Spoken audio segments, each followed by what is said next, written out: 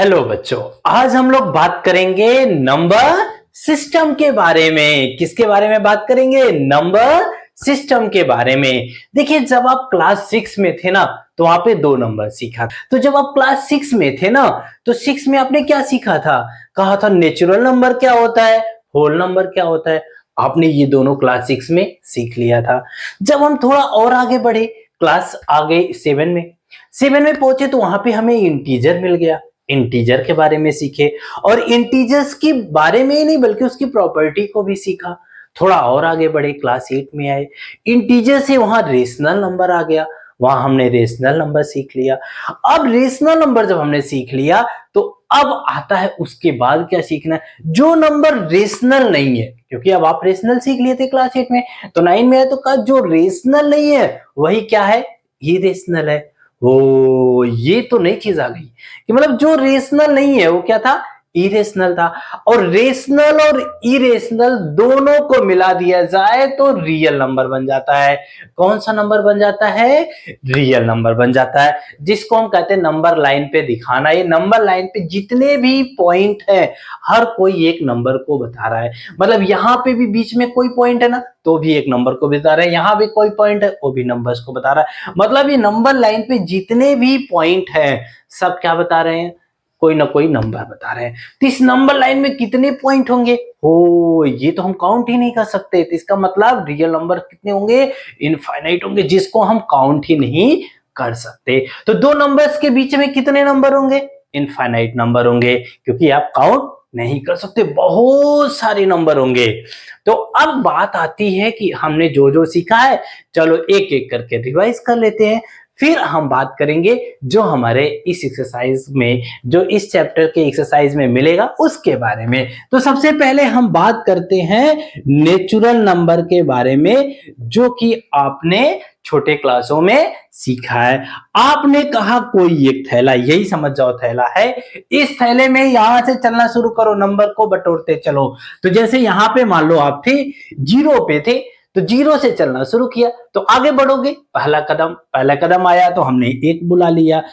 एक कदम और आगे बढ़े, दो आ गया तो दूसरा नंबर बुला लिया। तीन पे पहुंच गए, तीसरा नंबर आ गया। चार पे पहुंचे, चार आ गया। ऐसी जो काउंटेड नंबर होते हैं, 4, 5, 6, 10, अब जो भी नंबर आप काउंट कर लो, ये सारे नंबर क्या कहलाते हैं? नेचुरल नंबर कहलाते हैं। बच्चों, क्या कहलाते हैं? Natural number.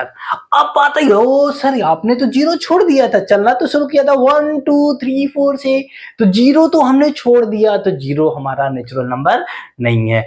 बात आई, अब दूसरा आता है होल नंबर। दूसरा कौन हो जाएगा? होल नंबर की बात करेंगे।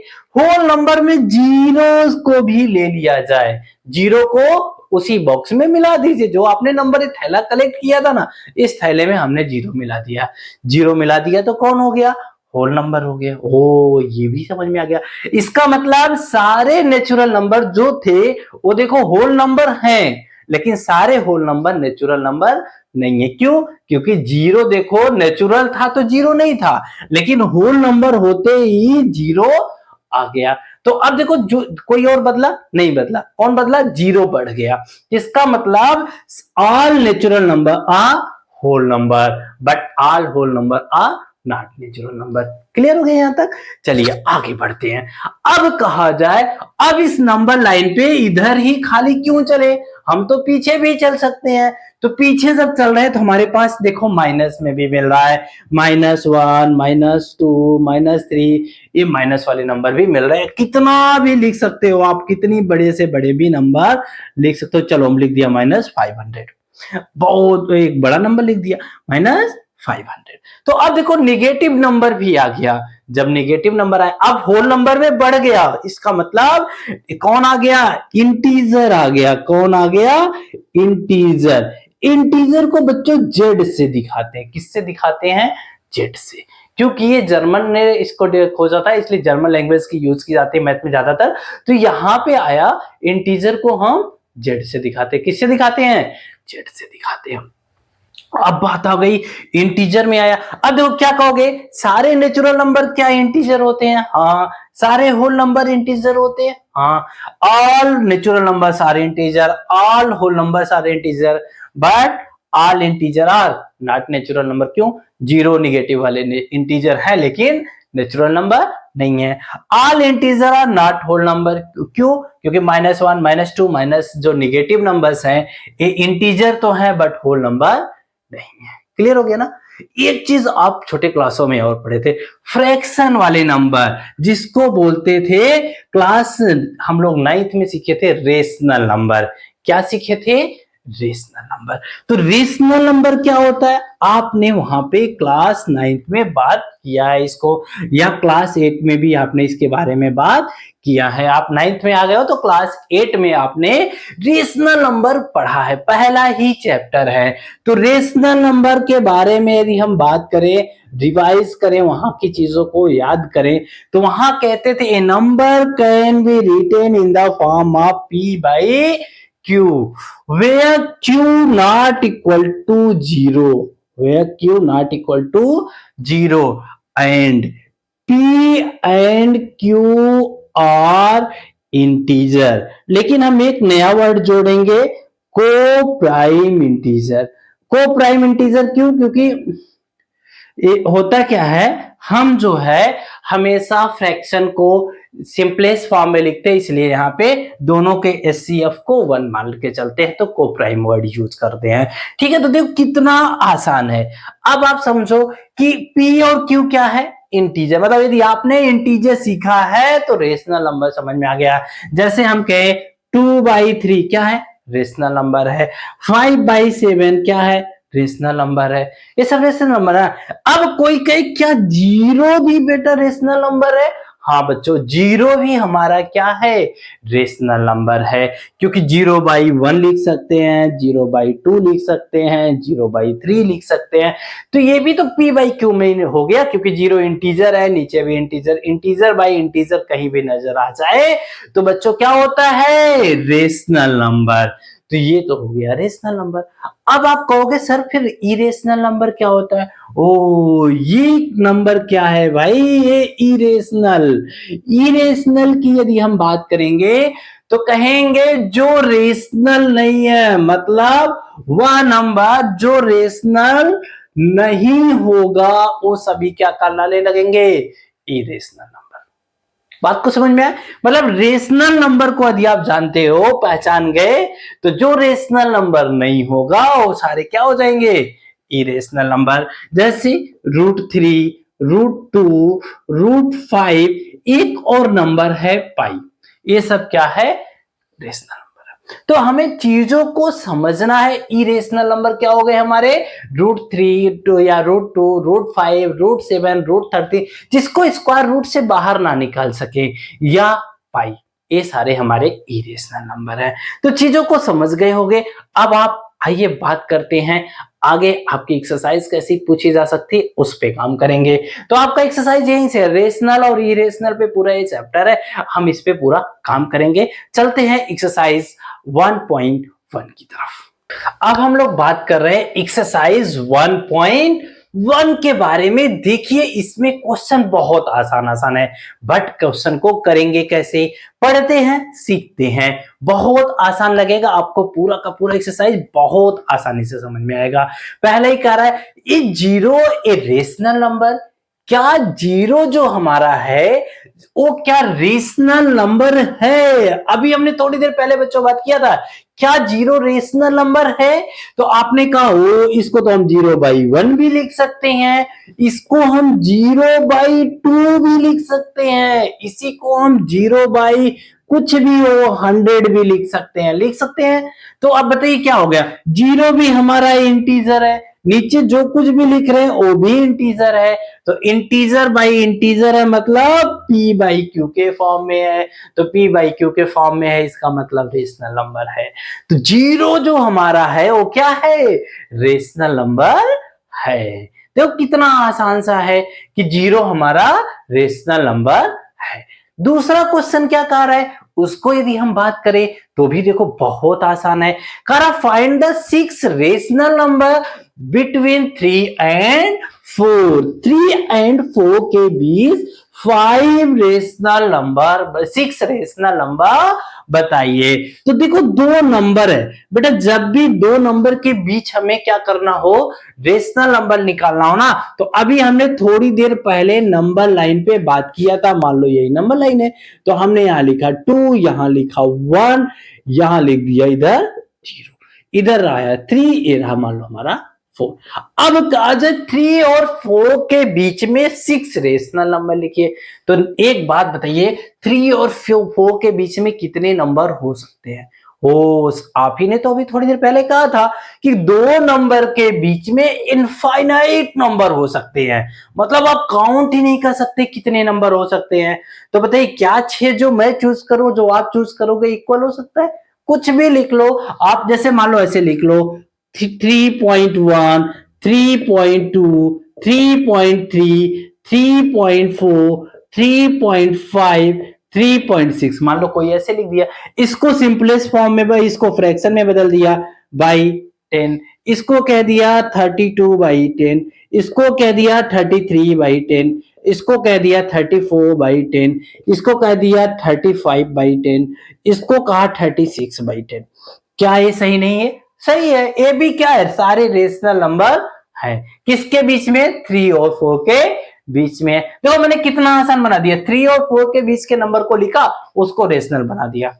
ये भी 6 रेशनल नंबर है, लेकिन हम करते क्या है, कुछ पैटर्न बना लिए हैं, उस पैटर्न पे काम करते हैं। तो जैसे 3 और 4 का, इसका हम कई तरीके से निकाल सकते हैं। एक तो आप ऐसे कुछ भी लिख दो तो भी सही है, लेकिन उसके बीच का होना चाहिए, ये चीज ध्यान रखना। या दूसरा, पहले हम क्या करें, 3 4 को ऐड करके बाई 2 कर ले, कितना हो जाएगा 7/2। तो पहला नंबर मिल गया, एक बीच वाला एक नंबर मिल गया। अब क्या करिए, जो ये 7/2 मिला ना, इन दोनों का सम का आधा कर लीजिए, इन दोनों के सम का आधा कर लीजिए, तो कितना हो जाएगा, एक यहां मिल जाएगा, एक यहां मिल जाएगा, 4 हो गए। फिर इधर वाले दोनों का सम का आधा, फिर इधर सम के आधा, ऐसे ऐसे करके निकाले। ये लंबा प्रोसेस है, इसको हम नहीं करना चाहते, इससे हम बचते हैं। ठीक है, अब क्या करें सर, तीसरा क्या तरीका हो सकता है? तीसरा और आसान है। हमेशा क्या करिए, जब भी देखिए 3 दिया और 4 दिया, तो इनके डिनोमिनेटर कोई भी नंबर दे, कोई जरूरी नहीं है 3 4 ही हो, उसके डिनोमिनेटर को हमेशा इक्वल बनाइए। पहले कितना बनाइए? इक्वल। अब देखिए आपसे कह रहा है 6 नंबर बताइए, कितने नंबर बताइए? 6। तो इसमें 1 ऐड करिए, कितना हो गया? 7। कितना हो गया? 7। इसी 7 से मल्टीपल कर दीजिए, किससे मल्टीपल कर दीजिए? 7 से। अब देखो क्या हो जाएगा, 3 7 जा 21, कितना हो गया बच्चों? 21। नीचे कितना हो गया? 1 7 जा 7, इधर आ जाइए, 4 7 जा 28, इजी हो गया बच्चों। अब क्या करोगे, इसके बीच का नंबर लिख दीजिए। अब देखो बहुत आसान, कितना? 22/7, 23/7, 24/7, 25/7, 26/7, फिर 27/7। देखो 6 नंबर हो गए ना, इजिली आपको मिल गया। तो बच्चों हम ये भी प्रोसेस यूज करते हैं, मैक्सिमम प्रचलन में यही है, हम इसी का ज्यादा यूज करते हैं। ऐसा नहीं है कि आपने पहला वाला यूज किया तो गलत हो जाएगा, दूसरा आपने यूज किया तो गलत हो जाएगा, नहीं, सही वो भी है, लेकिन हमारे प्रचलन में ये ज्यादा है, ज्यादातर लोग इससे करते हैं, इसलिए इसी पे काम कर लोगे तो भी ठीक है। क्लियर हो गया यहां तक? अब तो 2 क्वेश्चन हो गए, तीसरा क्या कह रहा है उसके बारे में बात कर लेते हैं। अभी देखोगे बहुत आसान लगेगा, बहुत आसानी से आपको समझ में आ जाएगा। थर्ड एक्सरसाइज, जो थर्ड क्वेश्चन है वो क्या कह रहा है, find 5 rational number between 3/5 and 4/5। 3/5 and 4/5 5। ओ यहां भी डिनोमिनेटर इक्वल दिया है, तो हमें तो कुछ ज्यादा करना ही नहीं है। अब कितना कह रहा है, 5 कह रहा है, तो 5 में 1 ऐड कर लीजिए, कितना हो गया बच्चों, 6 हो गया। एक चीज यहां ध्यान रखना है, इस 6 से यहां मल्टीपल कर दीजिए, चीजें आपको आसानी से मिल जाएगा। अब क्या हो जाएगा, 6 3 जा 18 और 5 6 जा 30, इधर आ जाइए। 6 4 जा बच्चों 24, 5 6 जा 30। अब इसके बीच का नंबर लिख दीजिए, आपको इजिली आंसर मिल जाएगा। 19/30, 20/30 बच्चों, 21/30, 22/30, फिर 23/30। देखिए 5 नंबर आ गए ना, कि आपको आसानी से आंसर मिल जाएगा। देखो चीजों को समझ लीजिए, जब भी आपको जितना कहे उससे एक ज्यादा लेके जाइए और उसी से ऊपर नीचे मल्टीपल कर दीजिए, आसानी से आंसर मिल जाएगा। चलिए आइए अब हम लोग बात करते हैं थर्ड क्वेश्चन के बारे में, फोर्थ क्वेश्चन के बारे में। क्या कह रहा है क्वेश्चन नंबर 4 हमारा। क्वेश्चन नंबर 4 भी कुछ ज्यादा नहीं है बच्चों, बहुत आसान है, बस हमें सिर्फ समझना है। कह रहा state whether the following true और false, give the reason of the answer. First, every natural number is a whole number. Every natural number is a whole number, पहले ही हमने बॉक्स बनाया था जब कहा था नेचुरल नंबर में हमारा ए थैले में 1 2 3 ऐसे नंबर आते हैं, और होल नंबर के थैले में हम क्या कहते थे, जीरो सिर्फ बढ़ा देते थे तो हमारा क्या हो जाता था, होल नंबर हो जाता था। तो बताइए अब सभी नेचुरल नंबर क्या होल नंबर है? हाँ, every natural number is a whole number. True है, क्यों ट्रू है? ऑल नेचुरल नंबर्स आप ऐसे बना दीजिएगा, देखिए all natural numbers are whole number. फिर दूसरा क्या हो गया, every integer are a whole number. No, integer में क्या था, इंटीजर में आपको समझिए, मैं एक और बनाऊं तो इंटीजर के लिए हमने क्या कहा था, 1 2 3 4 5, ये तो जीरो से होते ही थे, लेकिन -1 -2 -3 निगेटिव वाले भी होते थे। पॉजिटिव वाले तो होते ही थे, लेकिन निगेटिव वाले भी होते थे। तो क्या ये निगेटिव वाले होल नंबर है? नहीं है, इसलिए every integer is not a whole number. फिर कह रहा है every rational number is a whole number. No, क्योंकि क्या हो गया, रेशनल नंबर क्या होता है, इंटीजर और फ्रैक्शन को भी यदि हम मिला दें, डेसिमल को भी मिला दें, एक तरह से कह सकते हो डेसिमल ही तो फ्रैक्शन में कन्वर्ट है, फ्रैक्शन को भी मिला दें, ऐसे 2/3 5/6, तो जो नंबर मिलते थे वो थे हमारे रेशनल नंबर। तो रेशनल नंबर और बड़ा, तो सारे रेशनल नंबर भी होल नंबर नहीं होंगे बच्चों। तो बहुत आसान लगा होगा आपको, पहली एक्सरसाइज आसानी से समझ में आ गया होगा, आप आसानी से